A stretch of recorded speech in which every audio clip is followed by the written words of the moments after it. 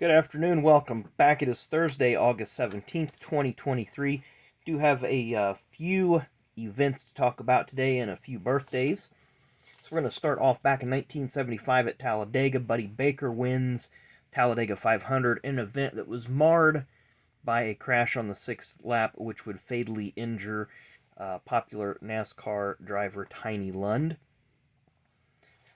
There was a multi-car wreck, and Lund was T-boned very hard in the passenger side door, which ultimately led to some serious injuries.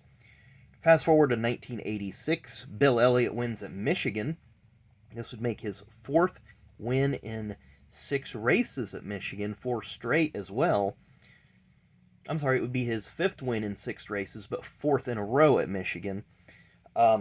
Big thing about this event, it was the last career NASCAR Cup Series start for David Pearson, and he would come home in 10th place, so a good run for him there. One of only 2 starts he made in 1986. 1997, I almost went to this race, but didn't. Mark Martin won at Michigan. Glad that I didn't. I was looking, because I remember hearing about it. I didn't watch it on TV, but I remember hearing about it later, and I was looking at the records, and they had a couple of rain storms during the race, not enough to bring out the red flag that I can remember, but at one point they ran 34 laps under yellow. There was a 34 lap caution because the rain was just enough that they couldn't race, but they didn't want to stop it either. So I imagine fans today, they would lose their collective minds if you run more than 10 or 12 laps under caution. Imagine that 34 laps. And actually, look, there was like 3 or 4 lead changes during that. So this must have been right during pit cycles, and people were coming in, and some were like, no, I'm going to stay out because it's going to get red flagged and it's going to get ended. So nonetheless, crazy day at Michigan. And in 2019, Denny Hamlin wins at Bristol in that race that Matty D almost scored a big victory in. He did finish second that day, and that would mark the second race of the 2019 season that Matty D would lead the most laps in. Of course, he led the most laps in the Daytona 500 that year as well. So we got a few birthdays here. We're going to start off in 1947.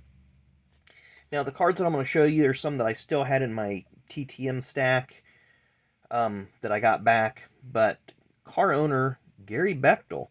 So there you see Gary with his wife Carolyn in the 94, and I believe this is 95 Max, so 94 Max Series 2, 95 Max.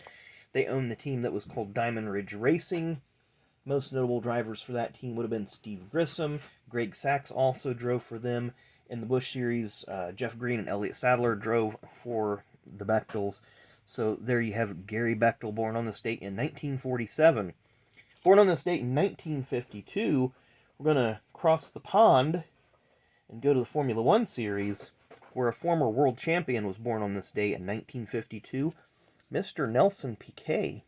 So here you see him with the Benetton team. There's Nelson, of course, Nelson, the father of Nelson Piquet Jr., who would later go on to win in the Truck Series, and I believe the Xfinity Series. But Nelson did try his hand at IndyCar in the early 90s and suffered badly broken feet and legs in a practice crash at Indianapolis, where his car went head first in the wall, nose first in the wall, and did a lot of damage to him. He had a long recovery process. I believe he came back and raced a little bit, but was never the same. Final birthday, born on this date, depending on source, 1929 or 1930.